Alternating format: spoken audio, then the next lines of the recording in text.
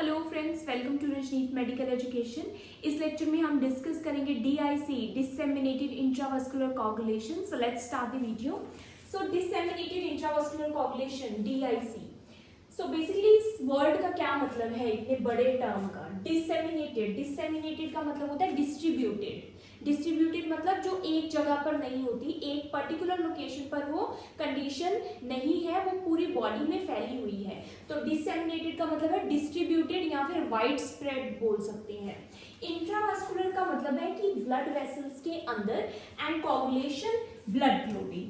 सो clots blood vessel के अंदर बनना, और डिसेमिनेटेड मतलब वाइड स्प्रेड, जितनी भी ब्लड वेसल्स हैं सो पूरी बॉडी में ही ये फैली हुई है कंडीशन। सारी ब्लड वेसल्स में ही, ऑलमोस्ट ब्लड वेसल्स में क्या हो जाता है, ब्लड क्लोट्स की फॉर्मेशन हो जाती है। अब ये क्या है, DIC एक एक्वायर्ड थ्रोम्बोहेमोरेजिक कंडीशन है। थ्रोम्बोहेमोरेजिक का क्या मतलब है कि ये ब्लीडिंग डिसऑर्डर भी है, ये क्लोटिंग डिसऑर्डर भी है। थ्रोम्बो मतलब इसमें थ्रोम्बोसिस भी बनती है, इसमें स्मॉल क्लोट्स भी बन जाते हैं, माइक्रोथ्रोम्बाई इनको बोलते हैं, स्मॉल क्लोट्स ब्लड वेसल्स में बन जाते हैं। एंड साथ में ही ब्लीडिंग, एबनॉर्मल ब्लीडिंग भी इसमें होती है।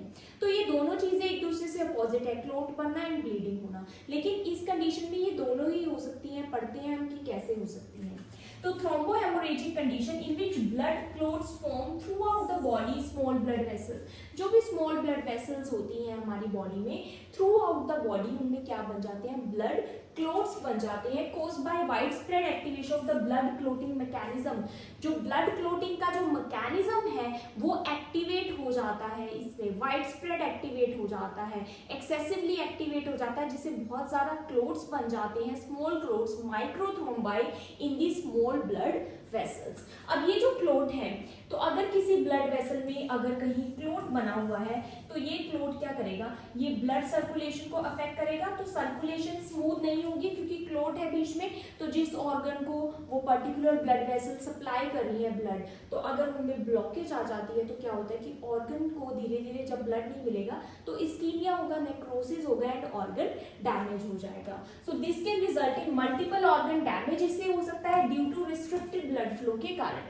अब ये हमने पढ़ा कि जो क्लोट्स है वो कैसे बनते हैं, small blood clots in the blood vessels. अब ब्लीडिंग कैसे होती है, the simultaneous over use of clotting factors and platelets. अब ये देखो कि जो ब्लड क्लोट्स बन रहे हैं, इतने सारे ब्लड क्लोट्स ब्लड वेसल्स में बन रहे हैं, तो वो ब्लड क्लोट्स किससे बनते हैं, प्लेटलेट से बनती हैं, क्लोटिंग फैक्टर से बनती हैं। तो जब ये सारे प्लेटलेट्स बहुत ज्यादा और क्लोटिंग फैक्टर्स इसमें कंज्यूम हो जाएंगे, क्लोट की फॉर्मेशन में कंज्यूम हो जाएंगे, तब सर्कुलेशन में जो प्लेटलेट्स हैं उनकी क्या हो जाएगी, कमी हो जाएगी, उनका जो लेवल है वो रिड्यूस हो जाएगा। तो प्लेटलेट्स और क्लोटिंग फैक्टर्स ये इतने बन नहीं रहे जितने ज्यादा ये यूज हो रहे हैं। तो यूजेज इनकी ज्यादा हो रही है क्लोट्स की फॉर्मेशन में, लेकिन इतनी इनकी प्रोडक्शन नहीं हो रही, तो इनका जो अमाउंट है वो कम हो जाएगा। तो अगर इनका अमाउंट कम होता है तो प्लेटलेट्स क्या करते हैं, क्लोटिंग में हेल्प करते हैं। तो कहीं अगर इंजरी होगी, नई इंजरी, तो वहां पर तो प्लेटलेट्स पहुंच ही नहीं पाएंगे, इतने ज्यादा प्लेटलेट्स, क्योंकि आधे से ज्यादा प्लेटलेट्स और क्लोटिंग फैक्टर्स तो ब्लड क्लोट की फॉर्मेशन में ही कंज्यूम हो गए। तो इसलिए एबनॉर्मल ब्लीडिंग भी इसमें देखने को मिलती है। तो simultaneous overuse of clotting factors and platelets can also causes severe bleeding, ये कॉज कर सकते हैं, क्योंकि प्लेटलेट्स एंड क्लोटिंग फैक्टर्स जो क्लोट्स बने हैं through out the body, small blood clots वहां पर यूज हो गए। अब कहीं नई इंजरी होगी तो वहां पर इतने तो प्लेटलेट्स प्रोड्यूस हो नहीं रहे जितने कंज्यूम हो रहे, तो वहां पर वो लेट पहुंचेंगे या फिर कम अमाउंट में पहुंचेंगे, तो वहां पर सीवियर ब्लीडिंग हो जाएगी। नाउ कॉजेज इसके क्या हो सकते हैं, देखो कॉज किस पे डिपेंड करता है। जब भी कहीं ब्लड क्लोटिंग होती है तो वो क्यों होती है, इंजरी के कारण, वहां पर ब्लीडिंग हो रही है, इंजरी हुई है तो वहां पर प्लेटलेट्स आ जाते हैं। तो इंजरी के कारण क्या होता है, टिश्यू फैक्टर रिलीज होता है। तो कोई भी अगर एक्सटर्नल इंजरी होती है बेसिकली, तो वहां पर टिश्यू फैक्टर रिलीज होता है। तो अगर आपने मेरी intrinsic extrinsic pathway coagulation cascade वाली वीडियो देखी तो आपको इजीली समझ आ जाएगा कि मैं क्या कहना चाहती हूँ। तो एक्सट्रिंसिक पाथवे में टिश्यू फैक्टर इन्वॉल्व होता है, टिश्यू फैक्टर के कारण ही आगे जो क्लोटिंग का प्रोसेस है वो एक्टिवेट होता है एक्सट्रिंसिक पाथवे में। वहीं दूसरी तरफ क्या होता है, इंट्रिंसिक पाथवे में एंडोथीलियम डैमेज होती है। अगर ब्लड वेसल के अंदर एंडोथीलियम डैमेज है तो भी क्या होगा, कोलेजन का एक्सपोजर होगा, प्लेटलेट्स कोलेजन के कांटेक्ट में आएंगे एंड क्लोटिंग एक्टिवेट हो जाएगी। तो हमने हमें ये समझना है कि कोजेस किस पर डिपेंड कर रहे हैं, इंजरी पर, कि कहीं भी जहां पर इंजरी हुई है टिश्यू फैक्टर रिलीज हुआ है, या फिर एंडोथेलियम डैमेज हुई है, या फिर इन्फ्लामेशन हुई है तो साइटोकाइंस रिलीज होंगे, इन्फ्लामेटरी मेडिएटर्स रिलीज होंगे जो कि क्लोटिंग को एक्टिवेट करेंगे। तो ये सारी चीजें क्या करती है, क्लोटिंग को एक्टिवेट करती है, जिससे क्लोट की फॉर्मेशन होती है। तो सेप्सिस, इन्फेक्शन, सीवियर सेप्सिस, इसमें क्या होगा, जैसे कि बैक्टीरिया हो गए, सीवियर वायरल इन्फेक्शन हो गया, सीवियर फंगल इन्फेक्शन हो गया, तो इनसे क्या होता है, वाइड स्प्रेड इन्फ्लामेशन हो जाती है बॉडी में, जिससे inflammatory mediators, inflammatory cytokines release होते हैं, टॉक्सिन्स रिलीज होते हैं, ये क्या करते हैं, एंडोथेलियम को डैमेज करते हैं, जिससे क्या होता है, ब्लड क्लोटिंग एक्टिवेट होती है। तो सीवियर इन्फेक्शन से blood clots means disseminated intravascular coagulation हो सकता है।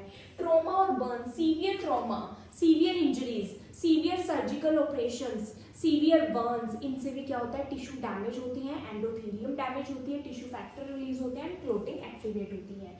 कैंसर सच एज ल्यूकीमिया, सो जो कैंसर हो गए, जैसे कि ब्लड कैंसर्स हो गए, ल्यूकीमियाज, ये क्या करते हैं, इसमें भी टिश्यू फैक्टर्स इन्वॉल्व होते हैं, एंडोथेलियम डैमेज होती है, इन्फ्लामेटरी मेडिएटर्स रिलीज होते हैं जो कि ब्लड क्लोटिंग को एक्टिवेट करते हैं।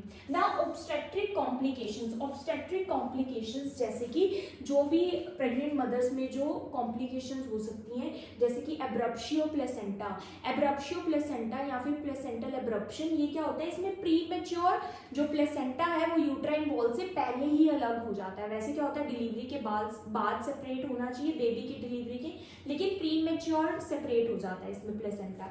जब ये प्री मैच्योर सेपरेट होगा तो वहां पर ब्लीडिंग होगी जो कि क्लोटिंग को एक्टिवेट करेगी, टिश्यू डैमेज होंगे, टिश्यू फैक्टर रिलीज होंगे। एंड एमनियोटिक फ्लूइड एम्बोलिज्म, का क्या मतलब होता है, एम्बोलिज्म क्या होता है कि कोई भी क्लोट हो गया, वो क्लोट एयर का भी हो सकता है, ब्लड का भी हो सकता है। तो एमनियोटिक फ्लूइड अगर ड्यूरिंग डिलीवरी, जैसे अगर ड्यूरिंग लेबर या फिर जस्ट आफ्टर लेबर, अगर मदर की सर्कुलेशन में एमनियोटिक फ्लूइड एंटर हो जाता है, या फिर फीटल का कोई हेयर, जो बेबी है, फीटस है, उसका कोई हेयर, उसका कोई डेब्रीज अगर मदर की सर्कुलेशन में एंटर हो जाता है तो उसको हम क्या बोलते हैं, एमनियोटिक फ्लूइड एम्बोलिज्म बोलते हैं। एंड ये जो एमनियोटिक फ्लूइड एम्बोलिज्म है, ये मदर की body as a foreign body इसको समझती है, ठीक है, एज अ फॉरेन बॉडी इसके लिए रिएक्ट करती है। तो अगर ये फॉरेन बॉडी है तो उसके लिए क्या होगा, इन्फ्लामेटरी रिस्पॉन्स इनिशिएट हो जाएगा एंड क्लोटिंग इनिशिएट हो जाती है, क्लोटिंग कैस्केड इनिशिएट हो जाता है। प्लस ये जो एमनियोटिक फ्लूइड है, इसमें क्या होता है, इसमें टिश्यू फैक्टर्स प्रेजेंट हो सकते हैं, तो इसमें टिश्यू फैक्टर प्रेजेंट हो सकता है जो कि अगेन क्लोटिंग कैस्केड को एक्टिवेट करता है। सीवियर एलर्जिक रिएक्शंस में भी ऐसे ही होता है, अगर सीवियर एलर्जिक रिएक्शंस है तो इन्फ्लामेटरी साइटोकाइंस रिलीज होंगे, टॉक्सिन्स रिलीज होंगे, एंडोथेलियम डैमेज होगी। लीवर डिसीज क्यों, लीवर क्या करता है, ये मोस्टली जो क्लोटिंग फैक्टर्स है उनका प्रोडक्शन करता है, और अगर लीवर में डिसीज है तो क्लोटिंग फैक्टर्स या फिर जो क्लोटिंग प्रोटीन्स हैं उनका जो अमाउंट है वो क्या होगा, लो हो जाएगा, तो इससे सीवियर ब्लीडिंग भी हो सकती है एंड सीवियर क्लोटिंग भी हो सकती है, एबनॉर्मल क्लोटिंग या फिर एबनॉर्मल ब्लीडिंग लीवर डिसीज में देखने को मिलती है। ट्रांसफ्यूजन रिएक्शन, तो अगर कोई ब्लड ट्रांसफ्यूज कर दिया है जो कि प्रॉपर मैच नहीं है तो बॉडी उसको as a foreign body react करेगी, उसके लिए इन्फ्लामेटरी रिस्पॉन्स इनिशिएट करेगी, प्लस जो ट्रांसफ्यूज ब्लड सेल्स हैं वो क्या करेंगे, एंडोथेलियम को डैमेज कर सकते हैं, टिश्यू फैक्टर रिलीज हो सकता है, एंडोथेलियम कोलेजन एक्सपोज होगा, प्लेटलेट्स कांटेक्ट में आएंगे, तो इन सभी चीज़ों से भी क्या होता है कि प्लेटलेट्स एक्टिवेट होते हैं, क्लोटिंग फैक्टर्स एक्टिवेट होते हैं एंड क्लोटिंग का जो पाथवे है वो इनिशिएट होता है। एक्यूट रेस्पिरेटरी डिस्ट्रेस सिंड्रोम, अगर रेस्पिरेशन में कोई डिस्ट्रेस है, राइट, तो क्या होगा कि लंग टिश्यू डैमेज हो सकते हैं, इन्फ्लामेशन हो सकती है, सीवियर इन्फ्लामेशन, तो इन सभी चीज़ों से प्लेटलेट्स देन एक्टिवेट होंगे, क्लोटिंग फैक्टर्स एक्टिवेट होगा एंड क्लोटिंग एक्टिवेट होगी। नाउ पैथोफिजियोलॉजी अब हम समझ लेते हैं। तो DIC, डिसेमिनेटेड इंट्रावेस्कुलर कोगुलेशन का मतलब क्या है कि माइक्रोथ्रोम्बाई, स्मॉल क्लोट्स बनने सर्कुलेशन में, स्मॉल ब्लड वेसल्स में स्मॉल क्लोट्स बन जाने। अब ये क्लोट्स क्यों बनते हैं, तो सबसे पहला इसका क्या आता है कि प्रोकोगुलेंट्स का रिलीज होना। प्रोकोगुलेंट्स क्या होते हैं, जैसे कि जो क्लोटिंग फैक्टर्स हैं अगर वो रिलीज होते हैं, उनमें से एक कॉमन क्या आता है, टिश्यू फैक्टर, जिसको थ्रोम्बोप्लास्टिन भी बोलते हैं। तो ये वाला जो क्लोटिंग फैक्टर है, टिश्यू फैक्टर, ये क्या करता है, एक्सट्रिंसिक पाथवे को स्टिमुलेट करता है, एक्सट्रिंसिक पाथवे को स्टिमुलेट करेगा तो क्लोटिंग होगी, एक्सट्रिंसिक पाथवे हो चाहे एक्सट्रिंसिक चाहे इंट्रिंसिक पाथवे हो, ठीक है। अब इंट्रिंसिक पाथवे कैसे एक्टिवेट हो सकता है कि अगर एंडोथेलियम डैमेज हुई है, एंडोथेलियम के डैमेज होने से क्या होता है, सपोज ये ब्लड वेसल है और ये एंडोथेलियम है, और इस एंडोथेलियम के नीचे क्या होता है, कोलेजन होता है, क्या होता है, कोलेजन, और ये क्या है, ब्लड प्लेटलेट्स हैं, ये यहाँ पर फ्लो कर रहे हैं सर्कुलेशन में। तो जैसे ही यहाँ पर एंडोथेलियम डैमेज होती है तो नीचे का जो कोलेजन है वो एक्सपोज हो जाता है। अब ये जो एक्सपोज कोलेजन है ये VWF वॉन विल्ब्रेंड फैक्टर को रिलीज करता है। ये वॉन विल्ब्रेंड फैक्टर क्या करता है, ये प्लेटलेट्स और कोलेजन को आपस में बाइंड करता है, तो जिससे क्या होता है कि अडहेशन होती है प्लेटलेट्स की, एंड उसके बाद क्या होता है, प्लेटलेट्स और केमिकल्स रिलीज करते हैं जैसे कि ADP, वहां पर क्या बन जाता है, प्लेटलेट प्लग बन जाता है। एंड ये क्या है, चाहे एक्सट्रिंसिक पाथवे है चाहे इंट्रिंसिक पाथवे है, ये दोनों किसकी फॉर्मेशन करते हैं, थ्रोम्बिन की फॉर्मेशन करते हैं, ठीक है। प्रोथ्रोम्बिन एक्टिवेटर बनाते हैं, देन वो थ्रोम्बिन बनाता है। अब थ्रोम्बिन की फॉर्मेशन हो गई तो क्लॉट बनेगा ही।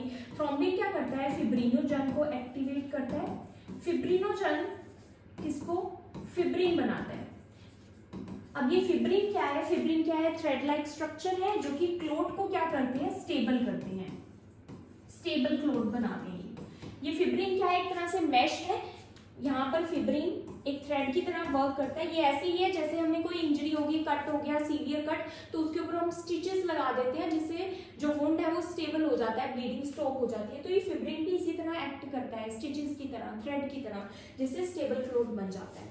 तो अगर कोई भी जो हमने पीछे कोजेस पढ़े जिससे क्या हो रहा है, सीवियर टिश्यू इंजरी हो रही है, या फिर एंडोथेलियम डैमेज हो रही है, या फिर इंफ्लामेटरी रिस्पॉन्स इनिशिएट हो रहा है, कहीं भी ब्लीडिंग हो रही है, तो क्या होगा, टिश्यू फैक्टर रिलीज होगा, एंडोथेलियम डैमेज होगी तो प्लेटलेट्स एक्टिवेट होंगे, थ्रोम्बिन की फॉर्मेशन होगी, फिब्रिन की फॉर्मेशन होगी, एंड स्टेबल क्लोट वहां बन जाएगा। तो क्लोट की फॉर्मेशन अगर जगह जगह हो जाती है, जगह जगह हमारी बॉडी में wide spread disseminated blood vessels के अंदर, स्मॉल ब्लड वेसल्स के अंदर अगर क्लोट बन जाता है तो उसको हम बोलते हैं DIC। तो एक चीज तो DIC में ये हो रही है, वो क्या हो रही है, क्लोट की फॉर्मेशन। इसमें सेकेंड थिंग क्या होती है, दूसरी चीज इसमें ब्लीडिंग होती है, एबनॉर्मल सीवियर ब्लीडिंग। अब ब्लीडिंग क्यों होती है, देखो जब भी हमारी बॉडी में क्लोट बन जाते हैं, अब इन क्लोट का ब्रेकडाउन भी होता है। क्यों, क्योंकि हमारी बॉडी को पता है कि जहां भी ब्लड क्लोट्स बन गए, अब उस ब्लड क्लोट को तोड़ना भी है, डिसॉल्व भी करना है, ताकि जो ब्लड है वो इजीली ब्लड वेसल्स में फ्लो होता रहे। क्योंकि अगर क्लोट होगा तो यहाँ पर ये क्लोट बना हुआ है तो ब्लड इजीली फ्लो नहीं होगा, क्योंकि ब्लड वेसल यहाँ पर क्या हो गई, नैरो हो गई। तो ब्लड सर्कुलेशन को बनाने के लिए जो ब्लड फ्लो चलता रहे, इसलिए जो क्लोट्स हैं उनका ब्रेकडाउन भी होता रहता है। अब इन क्लोट के ब्रेकडाउन को क्या बोलते हैं, फिब्रिनोलाइसिस। फिब्रिनोलाइसिस का मतलब है कि ये जो फिब्रिन बने हैं, फिब्रिन के जो थ्रेड्स बने हैं यहाँ पर, उनका ब्रेकडाउन करना, उसको ब्रेक करना, ताकि क्लोट क्या हो जाए, डिसॉल्व हो जाए। एंड इसमें कौन एक्ट करता है, प्लाज्मिन एक्ट करता है। तो अब देखो, एक्सेसिव ब्लड क्लोटिंग हो रही है, एक्सेसिव ब्लड क्लोट्स बन रहे हैं, तो एक्सेसिव क्लोट्स का ब्रेकडाउन भी होगा, ठीक है। अगर एक्सेसिव क्लोट का ब्रेकडाउन होगा तो प्लाज्मिन की एक्टिविटी बढ़ जाएगी। जब प्लाज्मिन की एक्टिविटी बनेगी तो क्लोट्स का एक्सेसिव ब्रेकडाउन होने लग जाएगा। अब एक्सेसिव ब्रेकडाउन होगा तो क्या होगा, ब्लीडिंग हो सकती है, सीवियर ब्लीडिंग। पहली चीज तो ये कि एबनॉर्मल ब्लीडिंग क्यों हो रही है, क्योंकि अगर क्लोट ज्यादा बन रही है तो क्लोट का टूटना भी ज्यादा होगा, ब्रेकडाउन भी ज्यादा होगी, जिससे ब्लीडिंग भी हो सकती है, कि जो प्लाज्मिन है वो एक्सेसिवली एक्टिव भी हो सकता है और ब्लीडिंग हो सकती है। दूसरी चीज जिससे ब्लीडिंग हो रही है वो क्या है, देखो यहाँ पर ये क्लोट की फॉर्मेशन में कौन कौन पार्टिसिपेट कर रहा है, एक तो प्लेटलेट्स कर रहे हैं, एंड दूसरा क्लोटिंग फैक्टर्स कर रहे हैं। अब बहुत सारे क्लोट बन रहे हैं, ये तो है नहीं कि एक ही क्लोट बन रहा है, तो वो जो कोजेस है उनकी वजह से बहुत सारे क्लोट्स बन रहे हैं, जिसमें बहुत सारे प्लेटलेट्स और बहुत सारे क्लोटिंग फैक्टर्स पार्टिसिपेट कर रहे हैं क्लोट की फॉर्मेशन में। अब जब इतने प्लेटलेट्स, इतने क्लोटिंग फैक्टर क्लोट्स की फॉर्मेशन में कंज्यूम हो जाएंगे, तो अगर कहीं नई इंजरी हुई है तो क्या वहां पर प्रॉपर अमाउंट प्लेटलेट्स का पहुंच पाएगा, प्रॉपर अमाउंट क्लोटिंग फैक्टर्स का पहुंच पाएगा? नहीं पहुंच पाएगा, क्योंकि सर्कुलेशन में प्लेटलेट्स और क्लोटिंग फैक्टर्स कम है। क्यों कम है? क्योंकि प्लेटलेट्स बहुत ज्यादा कंज्यूम हो रहे हैं लेकिन प्रोडक्शन कम है, प्रोडक्शन इतनी हो नहीं रही। तो प्रोडक्शन कम है, इसलिए प्लेटलेट्स और क्लोटिंग फैक्टर इंजरी साइट पर नहीं पहुंच पाएंगे अच्छे से और ब्लीडिंग हो सकेगी। तो ब्लीडिंग इसलिए हो रही है, एक तो फिब्रिनोलाइसिस हो रहा है बहुत ज्यादा, और दूसरी चीज platelets and clotting factors excessively consume हो रहे हैं। क्लोटिंग किस लिए हो रही है? क्योंकि जो सीवियर टिश्यू इंजरी है या फिर सीवियर एंडोथेलियल डैमेज की वजह से एक्सटेंसिव क्लोट फॉर्मेशन हो रही है ब्लड वेसल्स में। नाउ पैथोफिजियोलॉजी यही बताती है कि activation of the coagulation cascade leads to wide spread formation of fibrin clots in the blood vessel. जो भी कोजेस थे वो क्या लीड करते हैं? Wide spread activation of coagulation cascade, means coagulation cascade के एक्टिवेट होने से बहुत सारा blood clots throughout the blood vessels, small blood vessels, छोटे छोटे क्लोट्स माइक्रोथ्रोम्बाई बन गए हैं। Consumption of clotting factors and platelets, और इन क्लोट्स को किससे बनाया? प्लेटलेट्स और क्लोटिंग फैक्टर्स से बनाया, इसलिए ये ज्यादा कंज्यूम हो गए हैं, जिससे क्या हो गया? इनके डिप्लीशन, इनका अमाउंट कम हो गया है, जिससे सीवियर ब्लीडिंग भी हो सकती है। Microvascular thrombosis causes tissue ischemia. अब ब्लड वेसल्स में अगर क्लोट होगा तो वहां पर जो ब्लड वेसल है वो नैरो हो जाती है और जो ब्लड है वो इजीली फ्लो नहीं कर पाएगा। तो इससे क्या होगा? ऑर्गन में क्या होगा? टिश्यू डैमेज स्टार्ट हो जाएगा, टिश्यू इस्कीमिया स्टार्ट हो जाएगा एंड अल्टीमेटली क्या होगा? इंफार्क्शन होगा। जैसे कि आप मायोकार्डियल इंफार्क्शन में देखते हैं कि जो हार्ट के मसल्स हैं उनको प्रॉपर ब्लड सप्लाई नहीं पहुंचती अगर कॉर्नरी आर्टरी में कोई ब्लड क्लोट हो तो। Next is फिब्रिनोलाइसिस। अब क्लोट्स बन गए हैं तो उनका ब्रेकडाउन होगा। ब्रेकडाउन करने के लिए और ज्यादा प्लाज्मिन है उसकी एक्टिविटी इंक्रीज हो जाती है and further depleting coagulational proteins and platelets. जब भी क्लोट्स का ब्रेकडाउन होता है तो उस टाइम पर क्या होता है कि कोगुलेशन प्रोटीन एंड प्लेटलेट्स का और ज्यादा डिप्लीशन होता है, और ज्यादा उनकी कमी होती है। Micro angiopathic haemolytic anaemia. अभी एक और इंटरेस्टिंग बात क्या है कि सपोज इस ब्लड वेसल में क्या बना है? क्लोट बना है, तो यहाँ पर जो भी आरबीसीज फ्लो करेंगे वो जब इस नैरो ब्लड वेसल से फ्लो करेंगे तो आरबीसीज की जो मेम्ब्रेन है वो क्या हो जाएगी? रप्चर हो जाएगी, डैमेज हो जाएगी, जिसकी वजह से क्या होता है कि हीमोलाइसिस होता है, आरबीसीज का ब्रेकडाउन होता है, जिससे एनीमिया की कंडीशन बनती है। तो इसको हम क्या बोलते हैं? Micro angiopathic. माइक्रो एंजियोपैथिक इसलिए क्योंकि स्मॉल ब्लड वेसल्स में अगर ब्लड क्लोट होगा तो वो पहले ही ब्लड वेसल स्मॉल है और ज्यादा नैरो हो जाएंगे, जब उनसे आरबीसीज गुजरेंगे, पास होंगे, तो उनका ब्रेकडाउन हो जाएगा, जिसको क्या बोलते हैं? Haemolytic anaemia. Now sine and symptoms क्या होंगे? तो साइन एंड सिम्टम्स हमने किससे रिलेट करने हैं कि ब्लीडिंग हो रही है, तो ब्लीडिंग हो रही है प्लस साथ में ही क्लोट्स बन रहे हैं। अब ब्लीडिंग के देखते हैं क्या क्या साइन हो सकते हैं। ब्लीडिंग एक्सटर्नल भी हो सकती है, इंटरनल ब्लीडिंग भी हो सकती है। एक्सटर्नल ब्लीडिंग जैसे कि म्यूकोजल ब्लीडिंग, जैसे कि गम्स या फिर नोज से ब्लीडिंग स्टार्ट हो जाएगी, गम से हो जाएगी, बाइट किया कहीं पर, सपोज टंग बाइट हो गई तो वहां से ब्लीडिंग स्टार्ट हो जाएगी। टूथ कोई ट्रीटमेंट हुआ है, अगर डेंटल ट्रीटमेंट, वहां से ब्लीडिंग हो जाएगी, नोज से ब्लीडिंग होगी। सर्जिकल साइड से, वेनी पंचर साइड से, अगर कैनुला लगा रहे हैं, वेन पंचर हुई है, वहां से ब्लीडिंग होती रहेगी एक्सेसिव, सर्जिकल साइड से होगी। Bleeding on the skin. अब स्किन के अंदर जो ब्लीडिंग हो रही है, स्किन के अंडरलाइन जो ब्लीडिंग हो रही है, वो फर्स्ट साइन है लो प्लेटलेट काउंट का। अब ये किस तरह से दिखते हैं? ये small red purple spots on the skin, skin के ऊपर स्मॉल रेड पर्पल स्पॉट दिखाई देते हैं, जिसको हम क्या बोलते हैं? पेटेकी एंड पिप्यूरा। पिप्यूरा क्या होता है?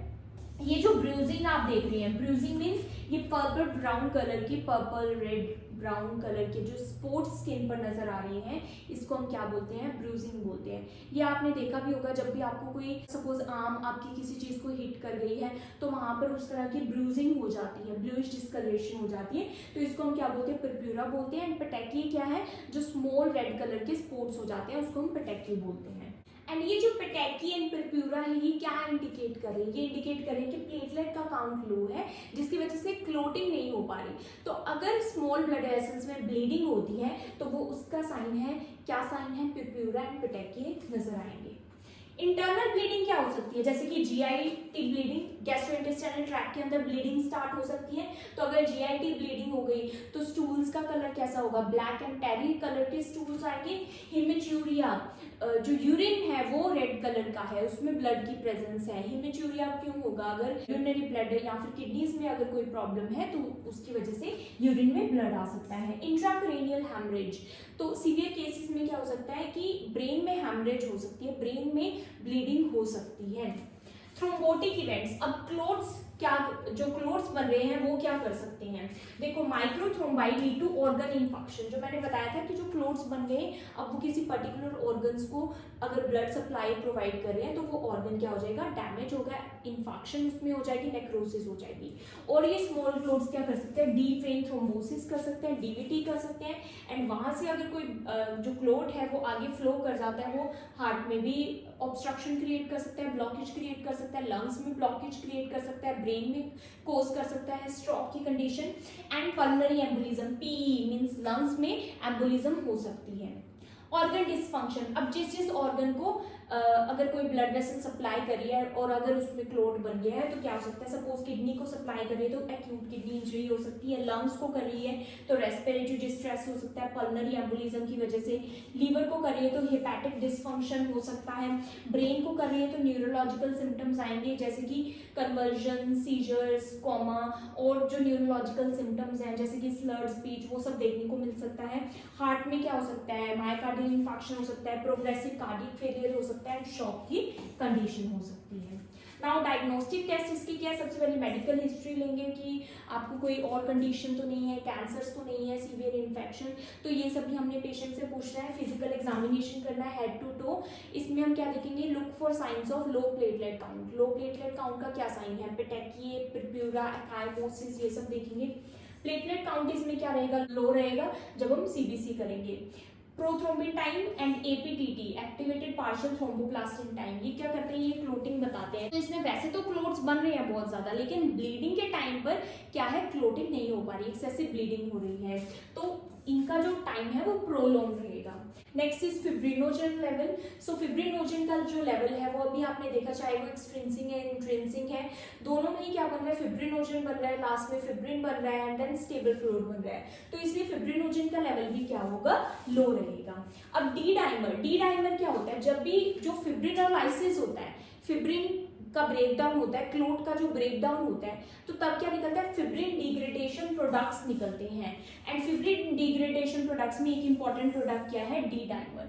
तो डी डाइमर का रिलीज हो रहा है अगर क्लोट ज्यादा से ज्यादा टूट रहे हैं, तो क्लोट बन भी रहे हैं एंड क्लोट टूटने भी है, तो ये तो इक्विलिब्रियम रहता ही है मेंटेन, तो इसलिए डी डाइमर का जो लेवल है वो क्या रहेगा, ज्यादा रहेगा, एलिवेटेड रहेगा। तो डी डाइमर क्या इंडिकेट कर रहा है कि कोई एक्टिव क्लोट बॉडी में प्रेजेंट है जिसकी ब्रेकडाउन हो रही है, तो डी डाइमर इसके लिए भी हेल्पफुल है, डीआईसी बताने के लिए भी, प्लस और भी अगर कोई क्लोट हो बॉडी में प्रेजेंट, जैसे कि अगर डीवीटी है या फिर पल्मोनरी एम्बोलिज्म है तो वो भी इंडिकेट करता है। ट्रीटमेंट इसका क्या रहेगा, ट्रीटिंग द अंडरलाइंग कोज, इसका बेसिक ट्रीटमेंट रहेगा, जैसे कि अगर सीवियर इन्फेक्शंस है तो एंटीबायोटिक्स जैसे कि ब्रॉड स्पेक्ट्रम एंटीबायोटिक्स यूज करेंगे, या फिर अगर कोई नेक्रोटिक टिश्यू है तो उसको रिमूव करना है। कैंसर के लिए कीमोथेरेपी, रेडिएशन थेरेपी, ये सब इसका जो ट्रीटमेंट है, एंड देन कैंसर को रिमूव करेंगे।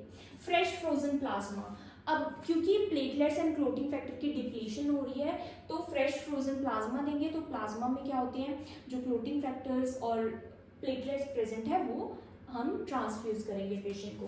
प्लेटलेट ट्रांसफ्यूजन करेंगे प्लेटलेट्स का काउंट लो होने की वजह से। Cryoprecipitate to replace depleted clotting factors and platelets, तो क्रायोप्रेसिपिटेट क्या होती है, कॉन्सेंट्रेटेड क्लोटिंग फैक्टर्स हैं डोनेटेड प्लाज्मा से, वो ले लिए जाते हैं देन ट्रांसफ्यूज किए जाते हैं पर्सन में जिसमें कमी है क्लोटिंग फैक्टर्स या फिर प्लेटलेट्स की। लो डोज हेपरिन, हेपरिन भी दे सकते हैं क्योंकि फ्लोट्स बन रहे हैं बॉडी में वाइड स्प्रेड, उसके लिए लो डोज हेपरिन दे सकते हैं टू प्रिवेंट फर्दर क्लोटिंग, लेकिन ये क्या है, कंट्रोवर्शियल है, पर्सन टू पर्सन डिपेंड करता है, तो it depends on clinical scenario, क्योंकि एक तरफ तो ब्लीडिंग भी हो रही है तो हेपरिन से एक्सेसिव ब्लीडिंग भी हो सकती है, और एक तरफ क्लोट फॉर्मेशन हो रही है, तो ये डिपेंड करता है पेशेंट की कंडीशन, प्लस इसमें क्या है, रेगुलर एंड एक्टिव मॉनिटरिंग भी साथ में करनी होती है कि एक्सेसिव ब्लीडिंग ना हो जाए इसलिए। सो आई होप आपको डिसेमिनेटेड इंट्रावस्कुलर कोगुलेशन क्लियर हुआ हो, and if you understood this video then please like, subscribe and share to my channel. Thank you for watching.